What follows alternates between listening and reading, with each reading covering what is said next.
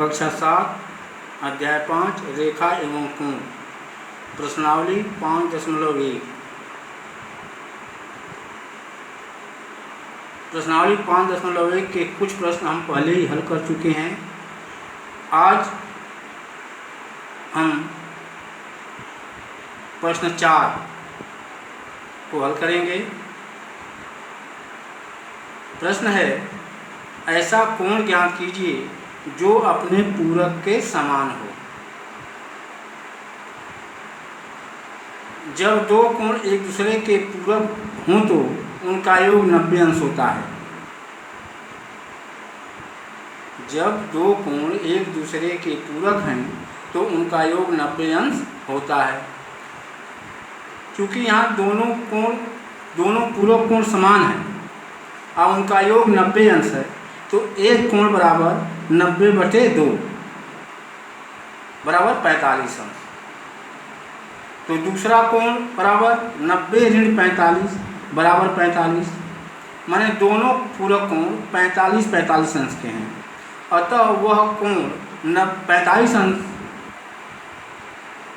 होगा जो अपने पूरक के समान है।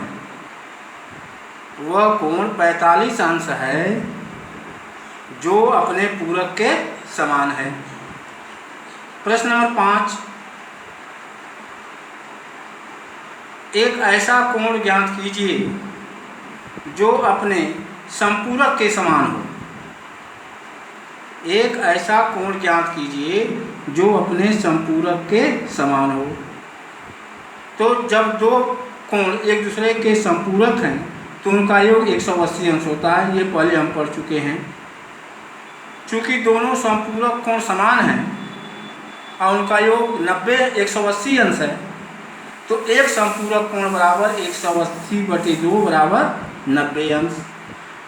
इसलिए दूसरा संपूरक कोण 180 में से 90 घटा देंगे तो 180 ऋण 90 बराबर 90 अंश। तो 90 अंश का पूरक 90 अंश, 90 अंश का संपूरक 90 अंश ही होगा। माने अतः वह कोण 90 अंश है जो अपने संपूरक के समान है। प्रश्न नंबर 6, दी गई आकृति में L1, ये L1 कोण है। दी गई आकृति में कोण 1 एवं कोण 2, ये कोण 2 है, ये कोण 1 है, संपूरक है। माने इनका योग 90 अंश है दोनों का। कोण 1 धन कोण 2 बराबर 90 अंश। यदि कोण 1 में कमी की जाती है, कोण 1, ये कोण 1 है, इसको कम किया जाता है। माने ये रेखा जब इधर जाएगी इधर, तो कोण 1 कम होता जाएगा। तो कोण 2 में क्या परिवर्तन होगा? तो हम देख रहे हैं इस चित्र में, अगर कोण 1 कम हो रहा है, माने ये रेखा इधर जब जाएगी तो कोण 1 कम होता जाएगा, तो 2 बढ़ रहा है, कोण 2 बढ़ रहा है।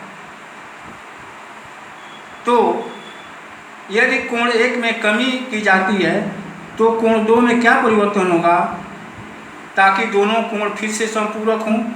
तो कोण 1 में कमी की जाती है तो कोण 2 में क्या होगी? कोण 2 में बढ़ोतरी होगी, कोण 2 बढ़ रहा है। अब प्रश्न नंबर 8, एक कोण 45 अंश से बड़ा है। क्या इसका पूरक कोण 45 अंश से बड़ा है अथवा 45 अंश के बराबर है अथवा 45 अंश से छोटा है? तो पूरक कोणों का योग 90 अंश होता है, ये पहले हम जानते हैं। और एक कोण 45 अंश से अगर बड़ा है तो इसका पूरक जो है 45 अंश से क्या होगा? छोटा होगा। प्रश्न नंबर 13, रिक्त स्थानों की पूर्ति कीजिए। जो रिक्त स्थान है उसमें भरना है। यदि दो कोण पूरक हैं तो उनके मापों का योग 90 अंश है। माने दो पूरक कोणों का योग 90 अंश होता है।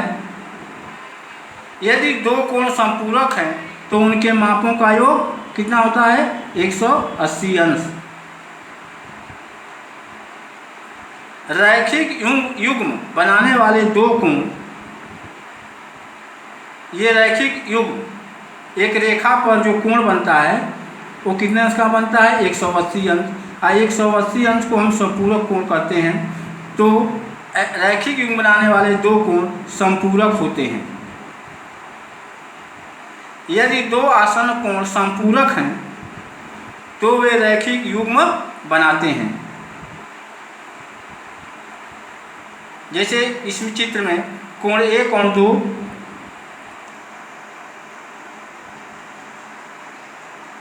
आसन्न कोण है और संपूरक है, तो क्या बना रहे हैं, एक रेखा बना रहे हैं, रैखिक युग्म बना रहे हैं।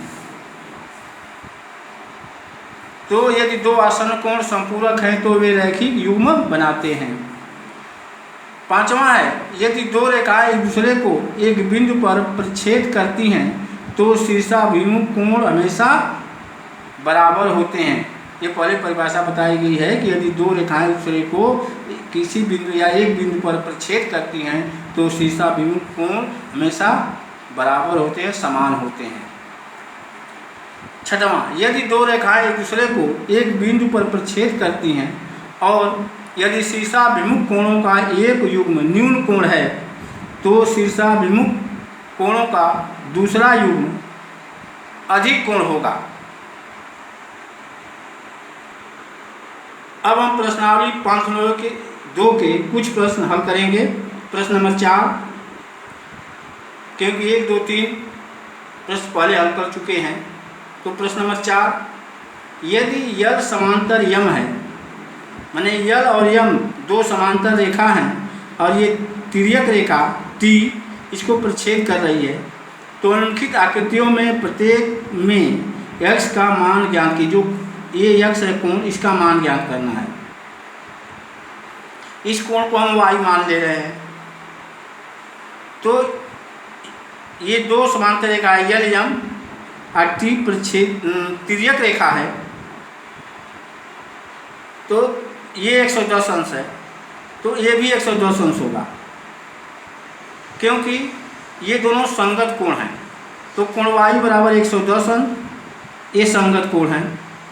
अब ये कोण ये निकल गया 122 अंश, 110 अंश, y 110 अंश, तो x, अब ये पूरा कोण ये रैखिक युग्म बना रहे हैं y और x, 180 अंश होगा ये पूरा कोण 180 अंश। तो 180 में से अगर ये घटा देंगे, कम कर देंगे, तो x वाला कोण ज्ञात हो जाएगा। तो कोण x बराबर 180 अंश ऋण 110 अंश बराबर 70 अंश।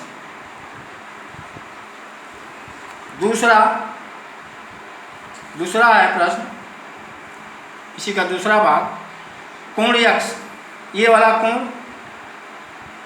ये 100 अंश है। यल यम दो समांतर रेखाएं हैं और a और b ये भी समांतर रेखा है, लेकिन यहाँ ये तिर्यक रेखा का काम करेगी a, तो ये कोण 100 अंश है, तो ये भी 100 अंश होगा क्योंकि a और ये संगत कोण हैं। तो कोण x बराबर 100 अंश क्योंकि संगत कोण है। अब प्रश्न 5, दी गई आकृति में दो कोणों की भुजाएं समांतर हैं। ये दो कोण हैं, उनकी भुजाएं समांतर हैं। ये कोण ये है और एक कोण ये है, उसकी भुजाएं समांतर हैं। इसके समांतर ये है, इसके समांतर ये है। कोण ABC 70 अंश है, ये ABC ये 70 अंश है। तो कोण DGC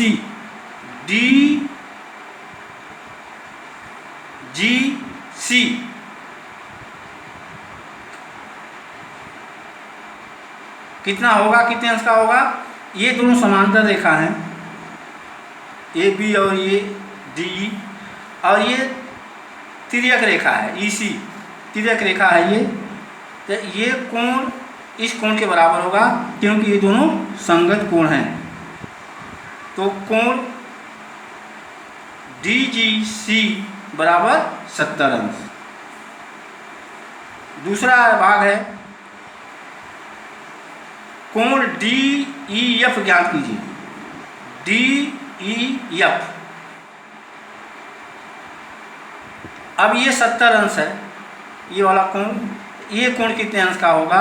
तो देख रहे हैं ये दोनों समांतर रेखा है BC और EF, और ये तिर्यक रेखा है होगी यहाँ DE। ये और ये कोण कौन कोण होंगे? संगत कोण होंगे। तो संगत कोण भी बराबर होते हैं, तो कोण DEF बराबर 70 अंश।